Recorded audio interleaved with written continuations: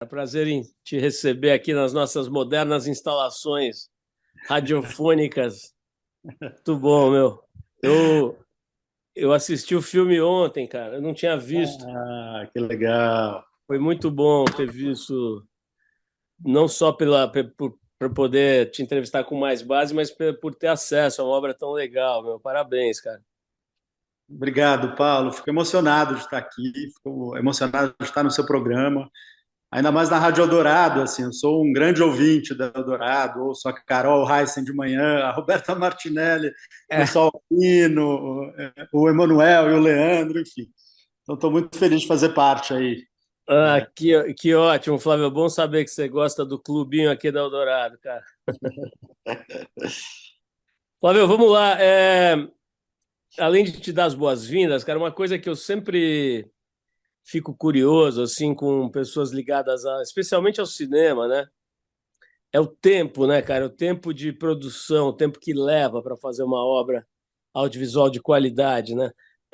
Eu estou vendo aqui que foram 9 anos no caso do seu filme, né?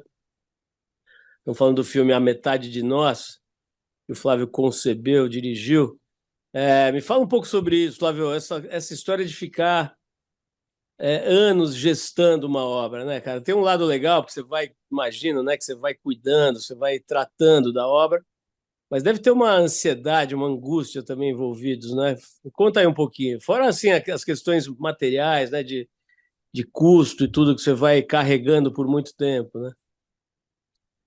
Bom, putz, no final, a metade de nós, eu acho, desde que eu comecei a escrever o roteiro, até o momento que ele teve o seu lançamento, que foi na Mostra Internacional de São Paulo, no ano passado, foram 10 anos, né? Eu finalizei ele um ano anterior, mas eu fiquei aí esse um ano, né, achando a janela ali onde ele seria exibido pela primeira vez.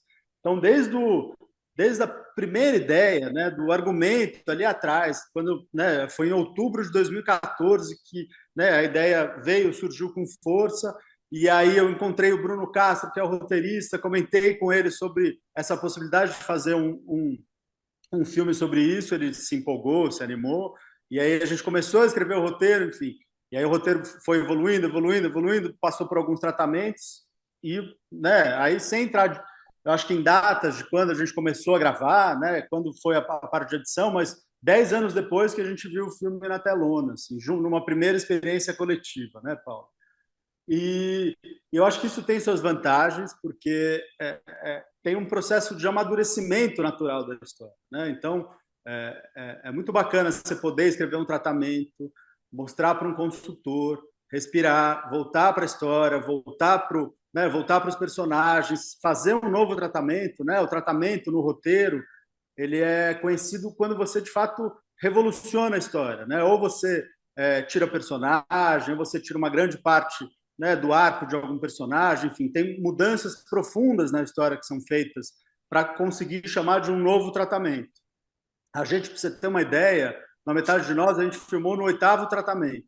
Então, foram muitas idas e vindas, caminhos da história que a gente escolheu ir por um lado e a gente desistiu, deu a volta, acabou indo por outro. E isso eu acho que é muito bacana de poder amadurecer e olhar com calma para isso, né? Ter aquele tempo de gaveta. Eu trabalhei com o Carlinhos, né? O Carlos Nader, por muitos anos, e eu aprendi muito isso com ele, assim, né? Eu fiz produção executiva, assistência de direção num documentário chamado Homem Comum, e foram 20 anos de processo, né, Paulo? Então, eu acho que 10 o meu tá ainda foi até que rápido, né? Comparado com o processo aí que a gente levou, né? Eu fiquei 7 anos com ele, acho que nesses 7 anos eu trabalhei no Homem Comum, mas o tempo que, né, o Carlinhos concebeu, desenvolveu, gravou e estreou o Homem Comum, né? Então acho que nesse lado, acho que é muito bacana, assim. Eu acho que nem todos os projetos a gente vai poder ter, né, esse privilégio de poder ficar muito tempo, porque eu acho que quando você fala da questão econômica, financeira, é complexo, né? A gente, de fato, tem muitos desses momentos não tem remuneração pelo projeto, né? Também entra um pouco na indústria aí do cinema de ter outros projetos, né? Então tem um tempo de gaveta aqui no roteiro, você está debruçado aí em uma outra coisa, numa filmagem de uma outra coisa, ou concebendo uma outra história, enfim, também se revezando entre outros projetos, né? Então, eu acho que, sei lá, a tendência, não sei também, porque o meu próximo filme, que chama Perigo Crocodilo, eu estou ainda desenvolvendo no primeiro tratamento, ele já está ali, sei lá, já tem uns 4 anos de projeto.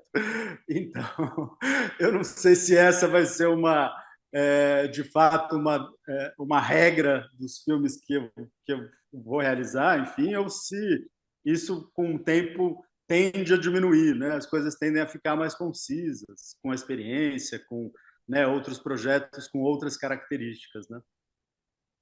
Flávio, você lembrou desse filme do Carlinhos? Ele teve aqui com a gente conversando, acho que na época, um tempo depois do filme. O filme fez muito sucesso no circuito da crítica, né?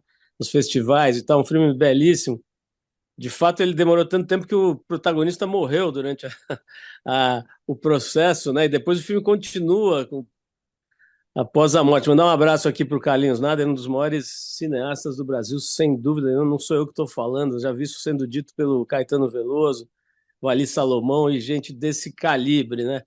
Mas, Flávio, voltando aqui para o nosso assunto, né? Nós estamos falando, para quem não sabe, do filme A Metade de Nós. Nós já entramos aqui falando da complexidade de produzir e tal, e a gente nem situou o ouvinte que eventualmente não conhece o filme. Flávio, me conta um pouquinho, me ajuda aqui a botar todo mundo aqui na sala com a gente aqui. Do que a gente está falando? Explica um pouquinho esse projeto. A Metade de Nós conta a história de um casal sexagenário, Francisca e Carlos, interpretados Francisca pela Denise Weinberg e o Carlos pelo Cacá Amaral, que perde o único filho por suicídio. Então, o filme começa já com um filho morto, e é como esse casal consegue olhar para a vida depois dessa tragédia tão repentina, tão dura, tão brusca na vida deles, e como cada um vai fazer o seu próprio caminho ali, no luto e na reconstrução do seu dia a dia. Acho que uma sinopse curta é essa, né? Só que, de fato, esse casal ele vai para cada um vai seguir o seu rumo, né? A sua dor particular, o seu caminho, né? E eles vão por caminhos muito diferentes.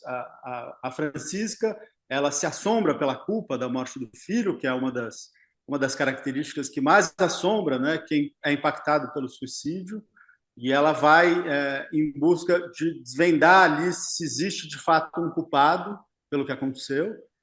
E o Carlos ele se aliena, né, perdão, no apartamento do filho. Eles têm uma ruptura ali, né, no finalzinho do primeiro ato, e ele se abriga, ele passa a morar no apartamento do filho e viver a vida desse filho que não está mais lá, né? Então, se relacionar com as pessoas que o filho se relaciona e viver ali aquilo que o filho não vai poder mais viver. E aí eles seguem esses caminhos distintos e até, enfim, acho que eu não vou contar o final, mas e aí eu acho que vejam o filme para entender e se emocionar com a gente com essas duas trajetórias aí tão únicas e importantes, né? Ô, Flávio, a gente trabalha bastante aqui no programa com o assunto da morte, né? Até recentemente tivemos aqui o André Kisser, do Sepultura, né, que é famoso por ser músico e por integrar o Sepultura, mas ele perdeu a esposa, né? Teve um processo de câncer muito violento, assim, e ele passou a ser uma espécie de ativista, assim, no sentido de produzir, provocar, digamos assim, mais conversas sobre o assunto, né? Não só sobre as questões da eutanásia e coisas parecidas, mas sobre a morte mesmo, né?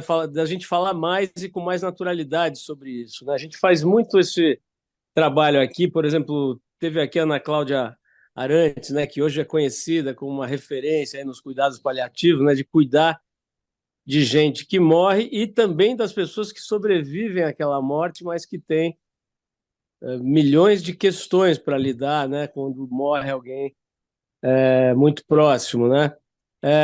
Eu queria saber como é que foi esse processo, cara. A gente não quer invadir a sua intimidade, mas você falou amplamente, né, que tem uma questão semelhante à sua família, à sua irmã, né, que você perdeu a sua irmã também uma questão de suicídio, né, que é um negócio seríssimo. Você vê como é que foi, cara, fazer esse filme a partir desse sentimento, né, desse, digamos, lugar de fala, né? Você sentiu tudo isso à sua maneira? E se o filme ajudou um pouco a lidar com a questão, né? Eu diria até que é um filme sobre a vida após a morte, né? Só que não tem nada a ver com o Chico Xavier, é sobre estar aqui depois que alguém muito querido vai, até numa situação muito difícil de entender, né? Que é a do suicídio. Acho que a gente tem uma dificuldade enorme de entender a morte e mais ainda o suicídio, né? Então, fala um pouquinho como é que foi para você o processo pessoal, o quanto isso te libertou um pouco também, te ajudou a entender melhor essa dor, né? Paulo, muito legal você falar sobre isso, assim, porque eu acho que mais que tudo, né, o suicídio, além da dor, além do tabu de falar sobre morte, além de muitas questões que a gente está começando, está aprendendo a falar, né, eu acho, como sociedade, o suicídio é um grande tabu, e eu acho que ele está se transformando, né, de alguma forma, de muita gente que puxa esse movimento de não transformar o suicídio num tabu, né? O que aconteceu na minha história foi que eu perdi uma irmã em 2007. A minha irmã, ela teve uma depressão muito forte e ela se tratou com acompanhamento, psicólogo e tal, e ela engravidou.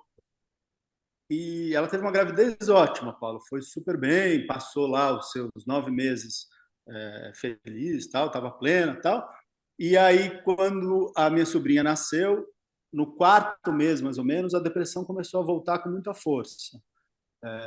E ela começou a ficar muito confusa, assim, com aquele, né, aquele turbilhão de sentimentos, turbilhão de sensações que ela estava tendo ali, né, mesmo hormonal, mas, né, esse momento da mulher de ser mãe, mesmo, né, de uma família, de ter uma criança, um recém-nascido ali, sob seus cuidados, de toda a cobrança que vem com isso também, né, é, e aí ela começou a se perder um pouco no amor também. Ela era completamente apaixonada pela minha sobrinha e não estava sabendo lidar, não estava sabendo encaixar esse sentimento de uma forma que ela conseguisse se apaziguar, sabe? Tinha uma aflição ali. Então ela parou de amamentar, ela voltou a terapia, ela fazia sempre, mas ela voltou para o psiquiatra, começou a se medicar e, e foram tempos muito duros para ela, assim, foram muito marcantes, muito tristes, muito complexos. E, e aí, quando ela começou a melhorar, então, quando o remédio começou a fazer efeito, ela começou a levantar, as coisas estavam, né, parecendo que iam para um lugar de paz, ela se suicidou. E, e é sempre difícil falar sobre isso, assim, nunca é simples, sabe? Por mais que eu tenha passado por essa história do filme, por mais que de tudo isso que a gente já enfrentou, mas tem uma dureza, né? Porque a gente passou de uma euforia coletiva, assim, né? A primeira neta, a primeira sobrinha, a primeira criança na família, para uma depressão, para uma tristeza familiar muito grande, né? Não sabendo aonde acomodar isso tudo, né? Não sabendo lidar com isso, com esse baque, com essa ruptura tão brusca, assim. E a gente teve muito carinho de muitas pessoas, a gente foi bem recebido, é, a gente foi acolhido, né? Eu acho que essa é a palavra melhor, mas acolhido por muita gente, especialmente pela família. Então, a família estava em volta, estava todo mundo em volta, mas a gente também ouviu é, que a gente não poder, que a gente não, talvez não pudesse falar sobre suicídio, sobre depressão pós-parto, porque eram assuntos tabus de alguma forma, ia ter algum estigma ali, né, na nossa história. E era muito duro ouvir isso, né, Paulo? Porque, pô, eu acho que já não bastasse, né, as coisas que o suicídio gera, né? Eu acho que o suicídio, né, depois aí de estudar, de falar com muitos suicidologistas, psiquiatras, tal, ele gera principalmente, né, esse sentimento da culpa. A culpa ela é muito grande para todo mundo que é impactado, assim, então todo mundo em volta da minha irmã e próximo da minha irmã tem um sentimento de incapacidade, né? De, pô, eu não estava ali, eu não pude ajudar, eu não sabia. Minha irmã nunca falou sobre isso, né? Eu acho que falar sobre morte, né? Sobre eventualmente isso passar pela cabeça dela nunca foi verbalizado de nenhuma forma, sabe? Então a gente ali ficava tentando, né? A gente, pô, mas eu não percebi, mas se eu tivesse percebido, eu teria dormido, feito plantão. Você fica com essas noias na cabeça, assim, né? Com esses pensamentos de que eu poderia ter feito algo diferente e não fiz, né? Então tem isso, tem outras pessoas que têm raiva, né? Pô, pô, olha o que ela fez né? Tem esse sentimento é muito comum também nos impactados por suicídio. Tem a vergonha, além dessas mil perguntas de por quê, né? Por quê, por quê, por quê, por quê, que são perguntas que elas não vão ter respostas, né? Eu acho que dentro disso também, cada um de nós acaba construindo a sua narrativa, assim, porque o suicídio ele não tem, né, um ponto A, B, C, e que isso tudo fica claro para todo mundo, foi esse motivo, essa razão. É uma junção de fatores, né? É uma junção de várias coisas que estavam acontecendo com ela que culminou nessa forma brusca de terminar, de romper com o sofrimento que ela estava sentindo ali, né? Então, eu acho que a gente ficou ali, né, elaborando dentro de tudo isso. E lógico, eu estou te falando agora num lugar de quem já estudou, já viu, já passou, né? Eu acho que ali os sentimentos são muito mais confusos, difusos, diversos. E meu pai, que faleceu também em 2015, ele fez uma coisa que eu achei muito bonita. Ele escreveu um livro chamado Prematura, em que ele resolveu quebrar o silêncio, né? Esse silêncio de falar sobre uma filha que morreu por depressão, morreu por suicídio em depressão pós-parto, assim, né? Uma depressão aguda ali que aconteceu.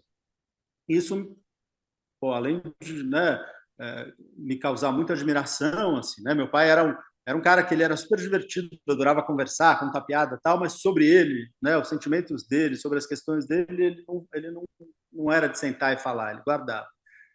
Tem uma coisa de guardar ali e soltar muito pouco nesse sentido. E de repente ele faz um livro que ele joga tudo ali, sabe? Ele escreve tudo ali. É uma coisa que ele precisava fazer, sabe? E isso foi, a minha irmã morreu em 2007, meu pai lançou o filme em 2010, 2011, e eu também fiquei com isso, né, Paulo? Falando, putz, esses sentimentos todos ali dentro, né? Acho que quando meus pais também, quando minha irmã morreu, eu fiquei muito colado nos meus pais, acho que teve essa história de ir com eles nessa dor dura ali, saber que eles precisavam né, de uma força grande ali para tentar também, né, superar esse se, por quê, e se tentar olhar para a vida, né, tentar olhar de volta para o que tem, para o que é, para o que vai ser, para o que, né, o que pode ser. E, e eu acho que depois de um tempo isso veio forte para mim também, uma vontade de falar sobre o assunto. Então, quando a história surgiu, ela se encaixou na hora, assim, né, com uma necessidade interna minha ali de falar, bom, é esse assunto que eu vou mergulhar nesses anos, né? E foi muito bom, assim, porque primeiro pela chance de falar da minha irmã. Eu adoro falar da minha irmã. Para mim é o maior prazer falar dela aqui, porque ela era minha parceira, ela era companheirona, ela era super amorosa, carinhosa, professora. Então, quando eu falo dela, eu sinto que ela está perto, sabe, Paulo? Ela está aqui. Eu continuo conversando, dialogando com ela de alguma forma. E esses anos eu encontrei, né, no começo ali da pesquisa, eu falei com muitos pais e mães que perderam seus filhos, não só por suicídio, mas também por outras causas. E eu entendi que essas pessoas também gostam de falar, sabe? Eles também gostam de falar da história dos seus filhos, da história, né, de como isso impactou eles, o que gerou, né, pós esse impacto, né, de como olhar de novo para a vida, de como, né, o que a pessoa leu, o que a pessoa assistiu. E eu comecei a circular por um lugar que me interessa muito, assim, dessas trocas, né, especialmente com um filósofo chamado Andrés Bruzoni, que eu acho que o Felipe do filme, que se suicida do filme A Metade de Nós, ele tem muito mais inspiração na trajetória ali, né, do filho do Pablo Bruzoni, né, que é o filho do Andrés Bruzoni. Então, né, desde do artista plástico, né, o Pablo era artista plástico, o quadro, né, que é o retrato em branco e preto de um rato, né, que tem o dorso de um humano e a cabeça de um rato. Esse quadro é um quadro real, pintado pelo Pablo Bruzoni, que, pela leitura do Andrés, foi a última forma que ele tentou de fazer um retrato com os meios tons entre o radical do branco e do preto, né? Então, que é um autorretrato em cinza, né? Ele usa tons de cinza ali e logo depois ele se suicidou. Então, isso foi esse lugar, né? Eu acho que de troca, de falar, de pensar, de trazer, e mesmo da equipe, né? Porque aí você começa, né? Quando a gente começou então a expandir um pouquinho, né? A Daniela Capelato veio para ajudar no roteiro, primeiro ela veio como consultora, depois ela entrou na sala de roteiro, foi uma co-roteirista, e os atores, né, Kaká, Denise, são pessoas que foram impactadas também pelo suicídio, né? Então, o filme ele já também não é um filme da minha história, ele é um filme de muitas histórias, de pessoas que sofreram, sentiram isso de alguma forma, que foram atravessadas por essa perda brusca, né? E então foi muito bom. Tem esse lugar mesmo, eu acho, senador no processo, tem um lugar de poder falar disso com liberdade, de estudar sobre isso, né? Aí o que eu falei um pouquinho antes, mas eu também antes de lançar o filme, eu acho até um pouco antes, né? Eu falei com alguns amigos psiquiatras antes, em algum tratamento do roteiro, acho que foi o sétimo ou sexto, para entender, né? Tem um confronto na sala do psiquiatra, né? No filme. E eu não queria de forma nenhuma não prestar atenção nessa cena, né, Paulo? Acho que por mais que quando a gente fala em depressão, a gente também fala no quanto os remédios, a medicina está aí para auxiliar as pessoas que sofrem doença mental, né? Tem esse lugar que é muito importante, né? E não só isso, como os próprios psicólogos, os cuidados, né? De toda uma equipe de saúde aí pronta para lidar com esse paciente. Então, é importante que as pessoas recorram a isso, mas eu queria trazer esse embate na sala do psiquiatra porque eu achava algo importante ali, né? Até para a redenção da personagem. Então, falei com alguns psiquiatras, a gente entendeu, né, por onde ia esse diálogo, e no final eu conversei com suicidologistas, que eu nem sabia dessa especialidade antes do filme, assim, mas que são, né, ou psicólogos ou psiquiatras especializados no suicídio. E, e a Karen Scavatini é uma delas, do Instituto Alheira, enfim, que me deu muitos caminhos de como falar sobre suicídio, de como, né, ao lançar o filme, de como trazer coisas atreladas ao lançamento que sejam importantes de discussão na mídia, na imprensa, enfim, de como falar sobre algumas coisas, do que é legal falar, do que não é legal falar, sabe? Foi muito bom, aprendi um monte, assim, e consegui, eu acho que aí voltando só para terminar, assim, consegui, eu acho que ficar perto da minha irmã, sabe? Entender mais esse processo dela, mergulhar mais ali no que nessa história nossa, assim, né? Na minha história. Ô, Flávio, primeiro, obrigado pela abertura, pela confiança, né? Pela generosidade, né? De compartilhar essas coisas, são muito íntimas e tudo, né? Bom, a começar pelo filme, né? Que é justamente isso, é botar para fora. Agora, cara, você tocou num ponto aí que eu ia mesmo perguntar, que é essa situação, né? Por mais que seja spoiler, acho que quando a gente vai fazer uma entrevista sobre um filme, não tem muito como evitar. A mãe, numa atuação genial da Denise Weinberg, ela se revolta, né? Se revolta e, de uma certa forma, coloca como alvo o psiquiatra, né?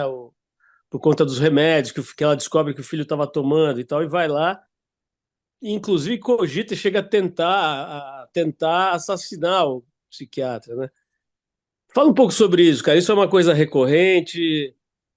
Imagino que você tenha. Imagino, não, você acabou de dizer, né, que você consultou muita gente boa aí para orientar esse roteiro, mas tem um certo perigo, né, de uma demonização assim das drogas, tal, que são muito importantes mesmo, né, no tratamento das questões do psiquismo humano aí, né? As drogas evoluíram muito positivamente nos últimos anos e ajudam muita gente, né? Me fala um pouco sobre esse aspecto, cara. Que riscos você correu ali, né, nesse sentido, assim, de demonizar talvez a figura do psiquiatra, e como é que foi esse processo, a definição desse momento do filme? É um tema bem importante, né, Paulo? Eu acho que a gente, em algum tratamento do filme, a gente chegou a evoluir mais nesse lugar da ameaça dela ao psiquiatra, né? Eu acho que na versão que tem agora tem uma confusão sobre o que faz, sobre o que ela sente ali, o que ela projeta nesse psiquiatra, ou a culpa que ela coloca em cima dele e o que ela pretende fazer, né? Eu acho que nada é verbalizado nesse sentido, né? Eu acho que não tem, por mais que tenha uma perseguição, uma espera, uma tentativa de invadir o prédio dele, são sentimentos ainda muito dispersos, confusos, né? O que você vê na Denise fazendo isso genialmente, né? Porque é, não se fala sobre isso e é muito bom, né? Ao não falar, você, né? Você trouxe isso como um sentimento que estava trabalhado ali, né? Só que o que a gente optou por fazer no roteiro, né? Eu acho que também estudando, a gente estudou que existe sim, infelizmente, né, uma porcentagem de familiares e pessoas impactadas pela morte de um filho em tratamento e que confronta esse psiquiatra por vezes de forma violenta, né, com violência, e que isso tem que ser repudiado a todo momento, né? Mas o que veio nela foi o que a gente trouxe para o filme foi, ao invés dela ameaçar ele, ela se auto-ameaçar, né? Então, que a gente, aí sim com spoiler, mas eu acho que faz parte, mas a partir do momento que ela entende, né, que essa projeção da culpa, que essa busca por um culpado, ela é evasiva, né, ela joga a culpa para ela, assim como ela joga a própria arma, né? E eu acho que ela, quando ela entende que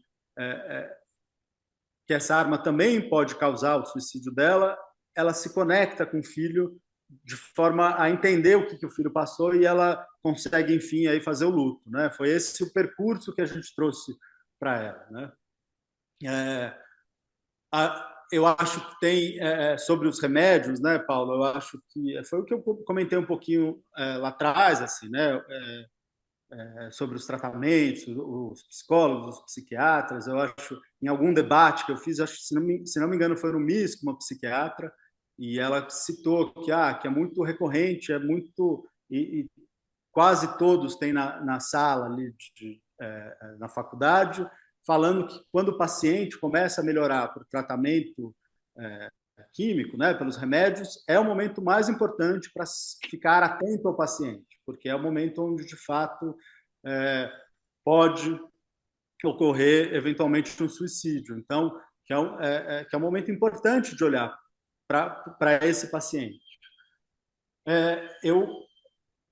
Eu acho que na nossa história, assim, né, o que veio na minha história pessoal, a gente teve um acolhimento muito grande do psiquiatra e a gente teve um acolhimento mais complexo da psicóloga da minha irmã, né? A psicóloga, eu acho que por ter também muitas culpas e poucos instrumentos para lidar com isso, ela foi muito pouco acolhedora, tanto a mim, quanto aos meus pais, quanto aos pais do meu ex-cunhado, de quase todos saírem no meio da consulta, assim, né? De não conseguirem nem continuar ali na conversa com ela, né? Então, acho que tem uma intenção aí também, Paulo, de que essas pautas elas estejam, né, dentro da faculdade, dentro das conversas, né, com estudantes de medicina, estudantes de psicologia, e saber que, né, saber acolher, saber lidar com isso, saber lidar com esse tipo de paciente, né, e com os impactados pelo suicídio é algo essencial, né? E de como acolher essa família enlutada, né? A gente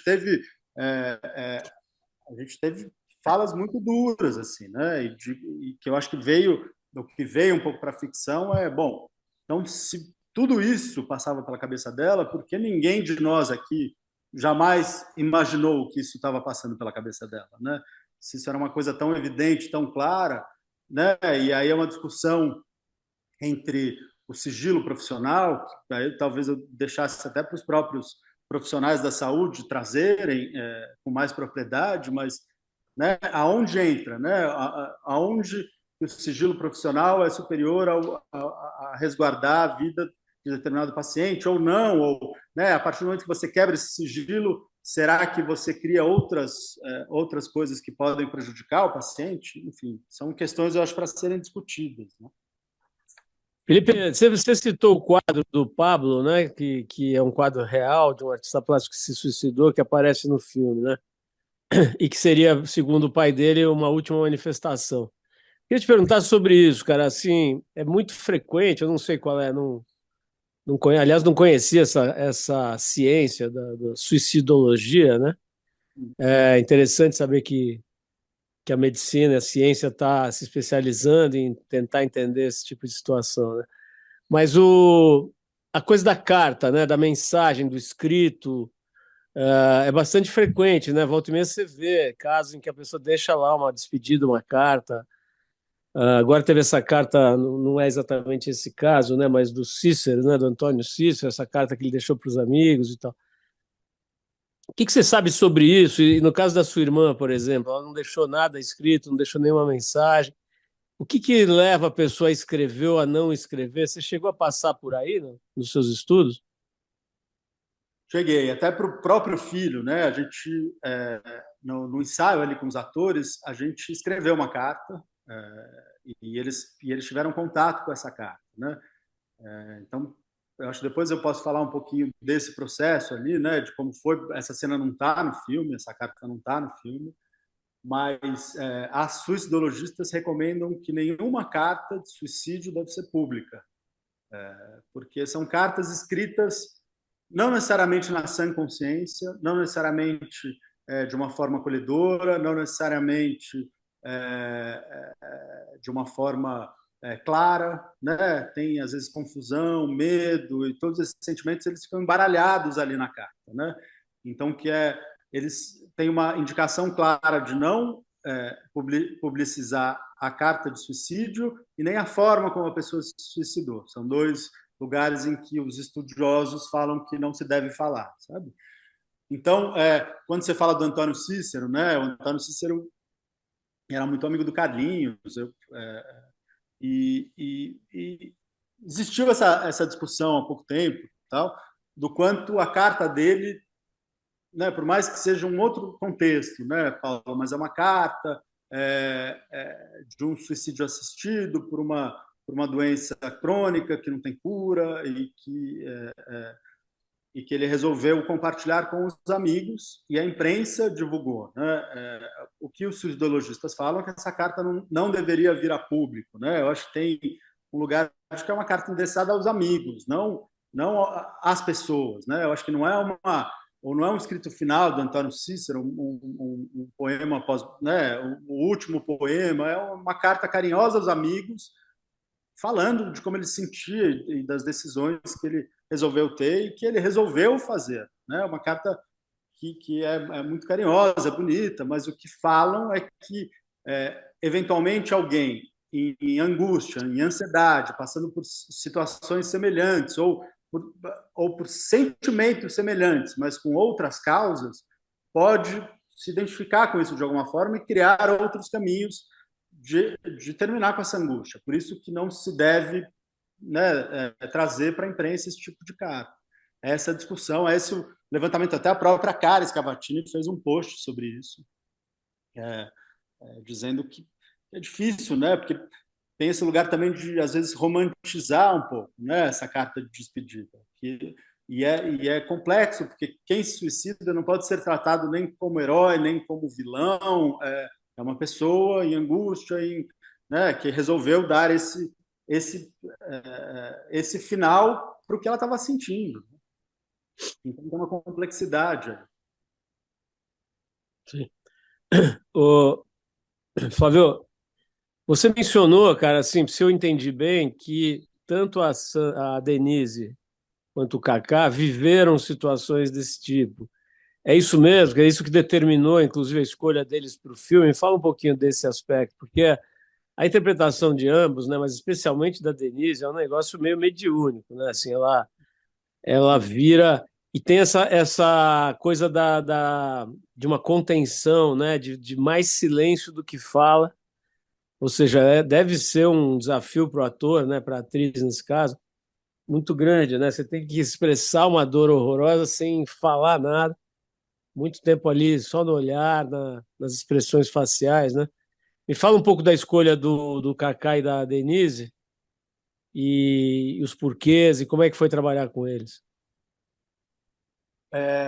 Paulo, foi muito legal chegar na Denise, né? A Denise, a gente não escreveu o roteiro para ela, mas ela veio em várias conversas, várias pessoas que eu falava, que eu contava um pouco a história, que já tinham trabalhado com a Denise, eu conhecia o trabalho dela, traziam o nome dela, né? Falavam, e a Denise, já conversou? E a Denise? E a Denise? Até o dia que eu chamei ela para tomar um café, e eu falei da história, e ela falou, bom, eu topo. Eu falei, mas Denise, eu queria fazer uma coisa nesse processo que eu acho muito importante, que é ensaio.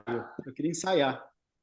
E ela falou, bom, mais ainda, é o que eu mais quero, né, para o audiovisual, que é conhecido de ter pouco tempo de ensaio, né? E eu queria fazer um ensaio de 3 meses, era esse um pouco o desenho de produção, porque a gente ia ter pouco tempo de filmagem, porque eu acho que né, o ensaio ele é importante por mil razões, assim que eu acho que eu falo um pouquinho mais para frente. Mas na hora a Denise falou, bom, tô dentro, é isso, vamos embora. E a gente fez uma leitura em mesa tal, e a gente conversando tal, chegou naturalmente o nome do Kaká. Kaká é parceiro da Denise em teatro, já fez muita coisa com ela, e a gente trouxe ele para uma leitura e na hora você entende também a química desses dois, né? Uma química que ela já está estabelecida há muitos anos, eles trabalham muito bem juntos. Então, e o Kaká ele é muito atravessado pelo sentimento, ele faz as coisas com o coração, assim, ele se entrega ali na emoção e na hora vem dos dois, eu falei, bom, achamos, né? São eles. E o Kaká também adora ensaiar, também gosta de passar pelo processo.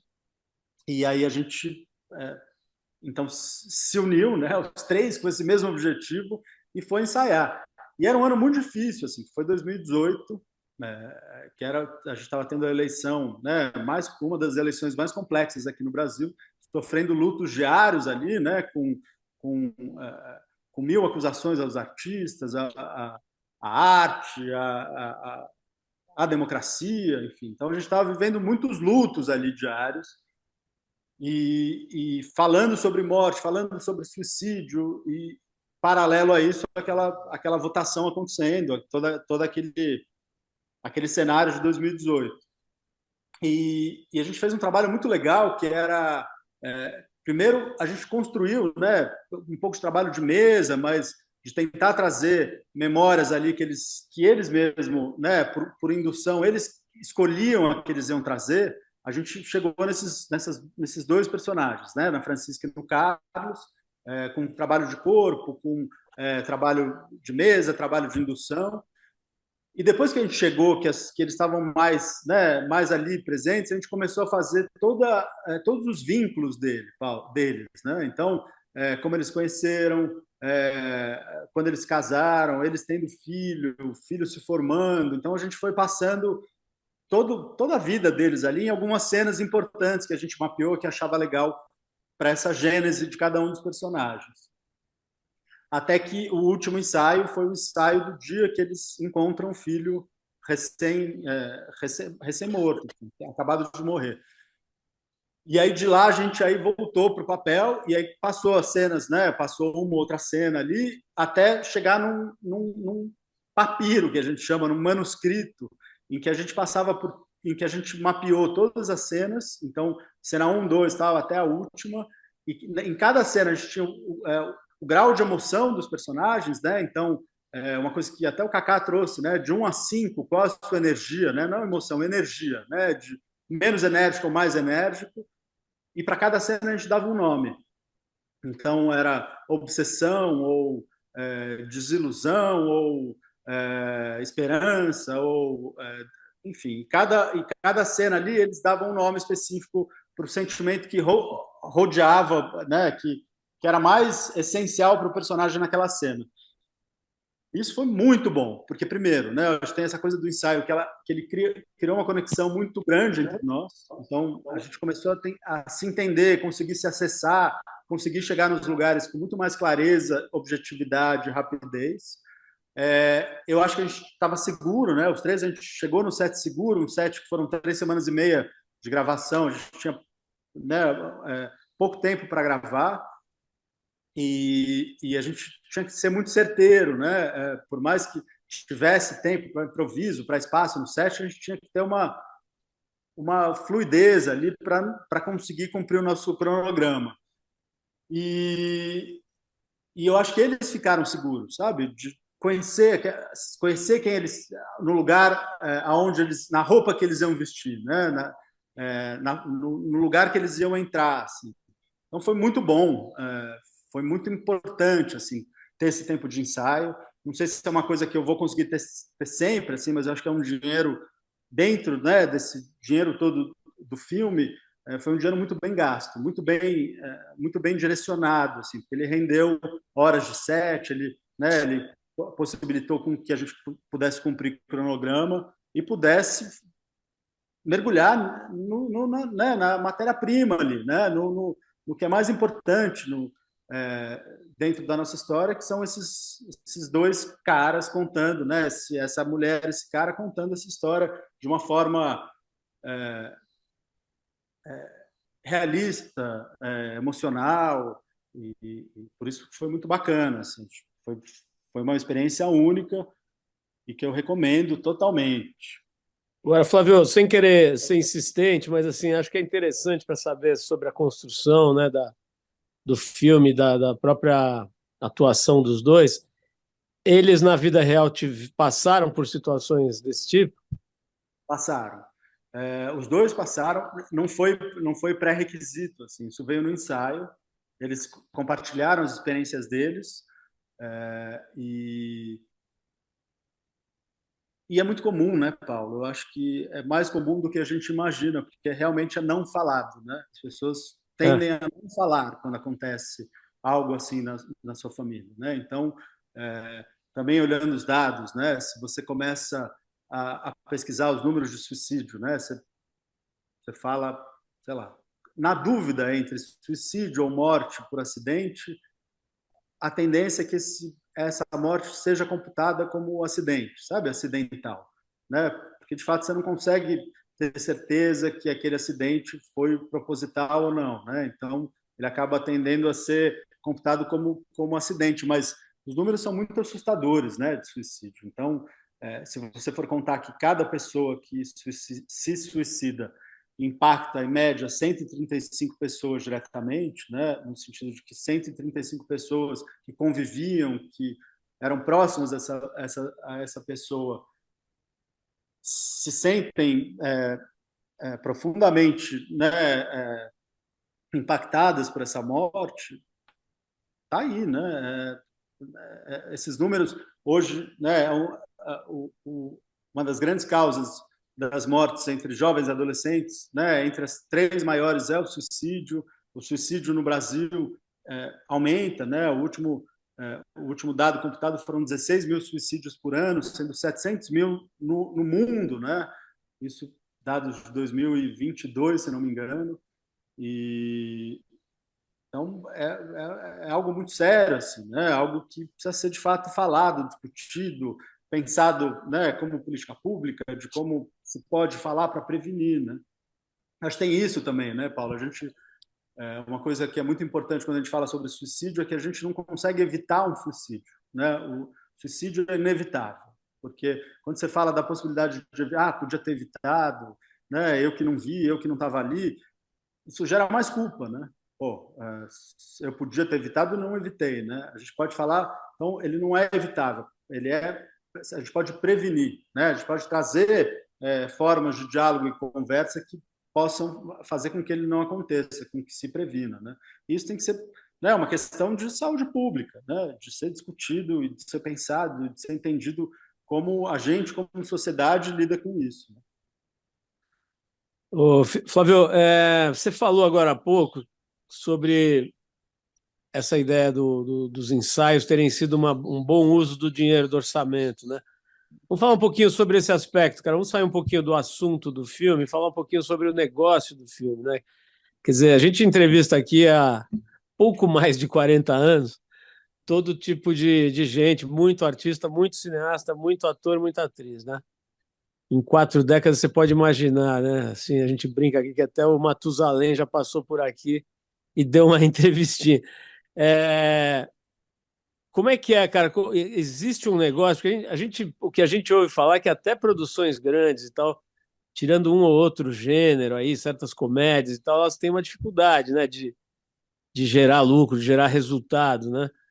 Como é que é isso, cara? É um negócio ou é simplesmente uma obra que você precisa pôr no mundo? Eu acho que tem que ser um negócio, né? Tem que ser pensado como negócio dentro do teu mercado, né? Eu acho que tem mercados diferentes, né, Paulo? Eu acho que até a Ancine, ela ela é uma das responsáveis por tentar, né, determinar o que projeto eventualmente pode fazer um público maior e gerar retorno em bilheteria, e que projeto pode fazer um público segmentado e determinado e enfim, em outros lugares, né, como festivais nacionais, internacionais, que ele faça um outro circuito, uma outra carreira, né?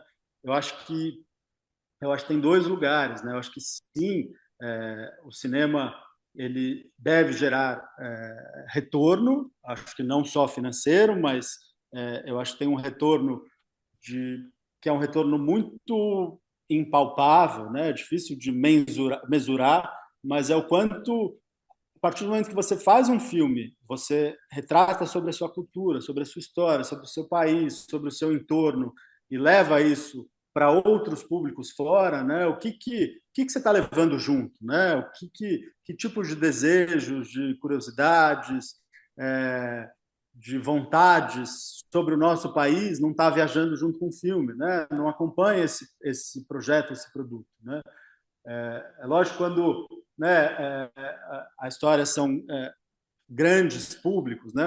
Uma história onde as comédias elas tendem a ter um impacto maior, isso vem em termos financeiros mais claros, né? Mas e aí você começa a pensar, bom, mas esse filme ele viaja como, para onde ele vai? Essa piada ela gera, né? Essa comédia, será que ela rende frutos aonde? Aonde ela consegue se comunicar com uma certa propriedade, não é propriedade a palavra, mas onde ela consegue achar seu público, né? Então, eu acho que você tem os dois caminhos, assim, você tem uma necessidade muito grande, né, de apoiar e de trazer para o cinema, né, como linguagem, uma possibilidade não só de fato achar o seu público e ter oportunidade para isso, isso também precisa de investimento, mas de levar a nossa cultura, a nossa identidade para outros lugares, para outras barreiras, né? Além, é claro, e que isso, né, no melhor dos mundos, se você conseguir fazer isso e ainda conseguir, né, repercutir numa bilheteria, num filme que ele consiga fazer, né, trazer um impacto nacional, um impacto internacional, a gente consegue juntar o melhor dos mundos, né? Mas é ainda uma área que depende de incentivo, de recursos, porque ela fala de algo muito importante nosso, né? Que é a nossa identidade, a nossa cultura, a nossa quem a gente é ali, né? E o cinema é um dos grandes veículos para levar ela para outros cantos e outros lugares. Flávio, um pouquinho antes da gente começar a gravação, eu estava lendo o jornal de hoje que a Austrália está proibindo por lei o acesso às redes sociais de pessoas com menos de 16 anos, né? Quer dizer, o negócio está chegando a esse ponto. Quer dizer, realmente tudo leva a crer, né, que o impacto desses fenômenos, digamos, está sendo na saúde pública, está sendo muito maior do que a gente consegue enxergar e medir, né? E aí alguns países vão na frente, começam a legislar e tal. Não sei como é que vai fazer para cumprir essa lei, mas o fato é que isso é um sintoma, né? Um sinal de que o negócio é sério. Você acabou de falar que os índices de suicídio estão aumentando e pegam muito a molecada, né? Muito jovenzinho, adolescente, volta e meia a gente ouve falar histórias estarrecedoras, né? Moleque de 13 anos, 14 anos. O que você acha, cara, dessa relação desse mundo paralelo, né? Das redes sociais com o aumento da taxa de suicídio? Você consegue ver uma relação direta aí? Infelizmente, sim, Paulo. Eu não sei o quanto isso já de fato, esses dados já existem, né? Mas quando você fala né, de crianças que se comunicam sem o contato físico, por meio de uma tecla, né, de um chat, de uma tela, as barreiras, eu acho que elas vão embora, né? Essas barreiras do respeitar o outro, respeitar os limites, de entender aonde você está exagerando, aonde não. E isso acaba trazendo mais isolamento e, às vezes, muito mais complexidade dentro de um quadro de pessoas, né, que fogem de algum padrão de determinado grupo, de determinada escola, né? Então, eu acho que também existe um movimento aqui em São Paulo, né, de banir os telefones celulares de dentro da escola.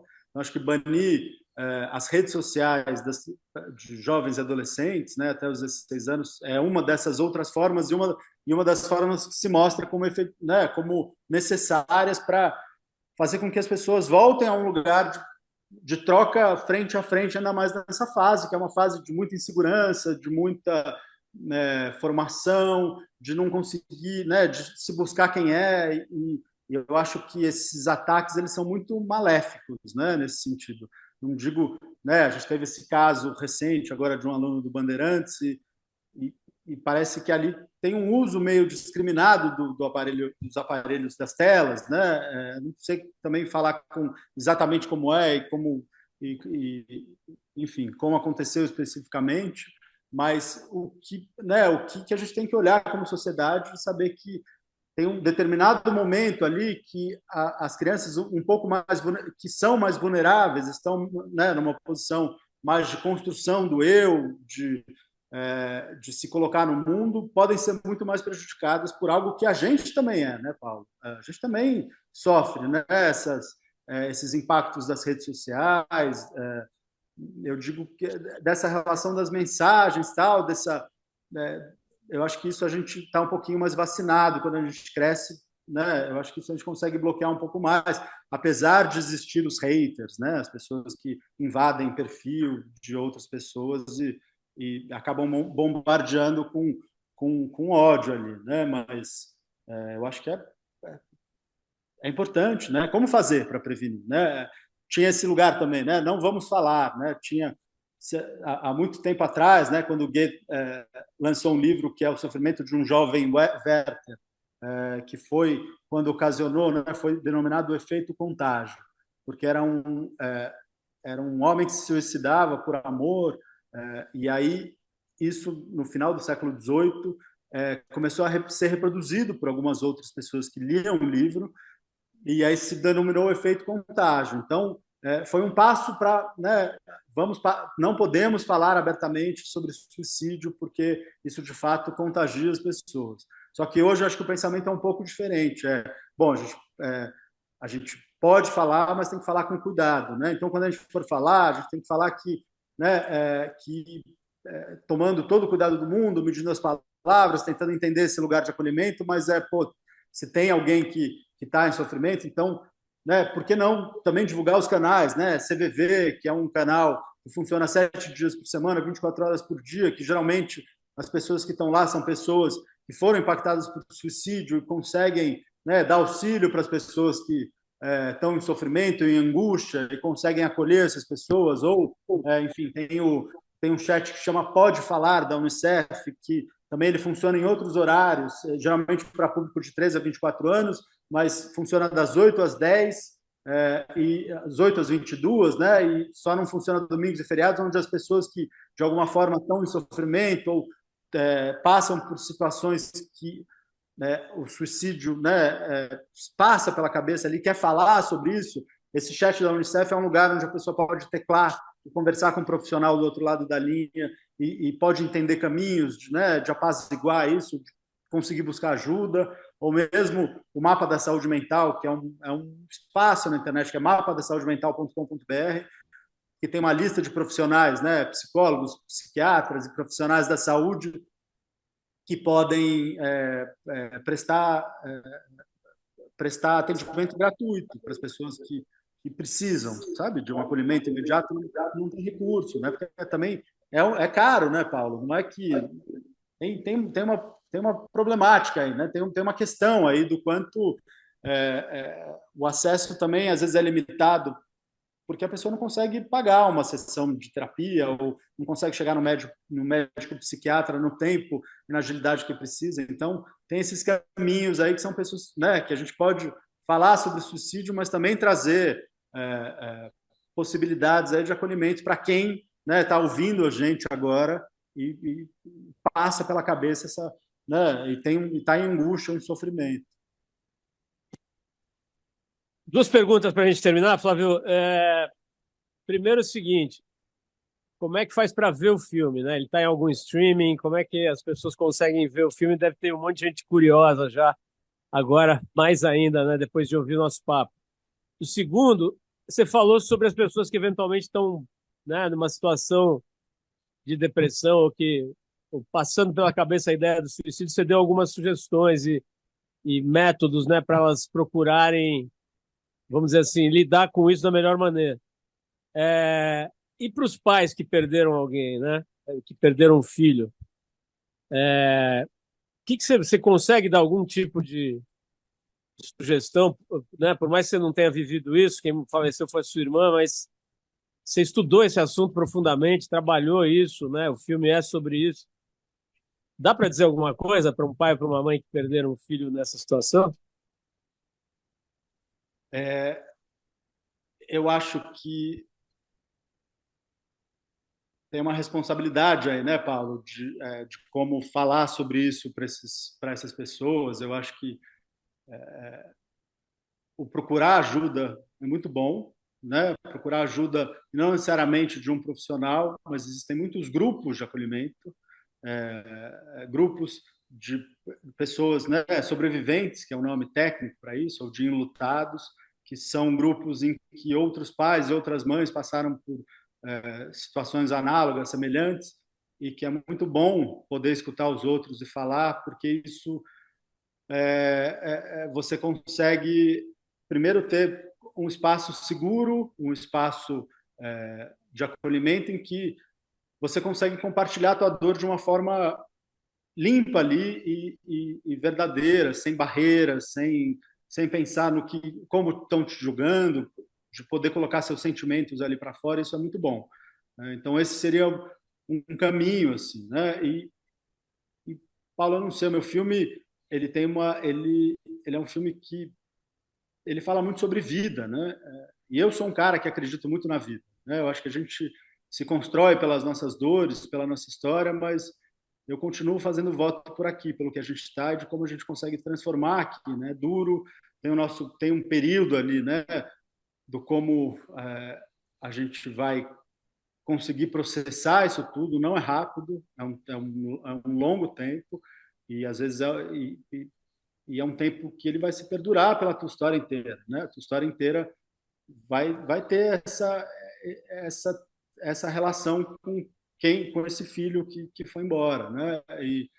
Mas a gente vai aprender em que, né, horas a gente está ali no luto, mas horas a gente está na vida, no que se constrói do que vem depois, né? Eu acho que se tiver, né, essa conexão com a vida que vem depois da morte, né, nesse sentido que você falou no começo, que não tem nada a ver com Chico Xavier, mas o que vem logo depois a morte de alguém que você é muito conectado, né, ela vai trazer novas coisas, ela vai trazer novos caminhos e de fato a sua vida ela vai, né, hoje acho como é visto entre esse ciclo de horas você está ali, né, na dor, no sofrimento, mas horas você consegue voltar um pouquinho para a vida, até que esse balanço ele vai se reestabelecendo e uma hora a vida talvez invada e ela seja maior do que os momentos de dor que vão continuar. Você vai carregar, mas você vai conseguir transformar e trazer ele para um outro lugar, né? E o filme hoje, a metade de nós, ele está disponível nas plataformas, né? No Vivo Play, no Claro TV e no VOD de uma das parceiras, que é o Canal Brasil. O Canal Brasil é uma coprodutora do filme e ele está disponível ali. Por enquanto é isso, sem previsão, né, de exibição no cinema, por enquanto, mas vira e mexe aí aparece um outro festival, ele ainda está fazendo festivais, então quem sabe em breve volte para algum cinema aí. Obrigadíssimo, cara, como eu já falei, né, pela generosidade, por que não dizer pela coragem também, né, de trazer para fora, né? Tanta gente acaba tendo reação de se recolher, de se esconder, de não compartilhar nada, né, de viver essa dor sozinho, né, que é muito legal ver alguém que consegue dar um uso, digamos assim, né, para esse sentimento e fazer com que ele repercuta, que ele leve, inclusive, algum alento, né, para as outras pessoas que estão vivendo isso. Certamente esse filme é capaz disso, né? É capaz de compartilhar o sentimento e com isso dividir, né, aliviar um pouco, né? Quer dizer, tornar isso algo que acaba tendo um efeito positivo, né? Então, muito obrigado aí pelo papo e principalmente pela obra, cara. Recomendo a todo mundo que vá atrás desses canais de streaming que o Flávio divulgou aqui. Parabéns ao Canal Brasil, né, que é uma entidade muito importante, né? Eles têm viabilizado muita coisa legal. Faço questão de dar parabéns aqui para o pessoal desse canal. E te agradeço demais, Flávio. Obrigadíssimo aí pelo prazer desse papo e pela importância desse papo. Eu que agradeço, Paulo. Obrigadão aí pela forma acolhedora de assistir o filme e como você conduziu o papo. Felizão de fazer parte aí ser um dos entrevistados do teu programa. E é isso aí. Obrigado, viu?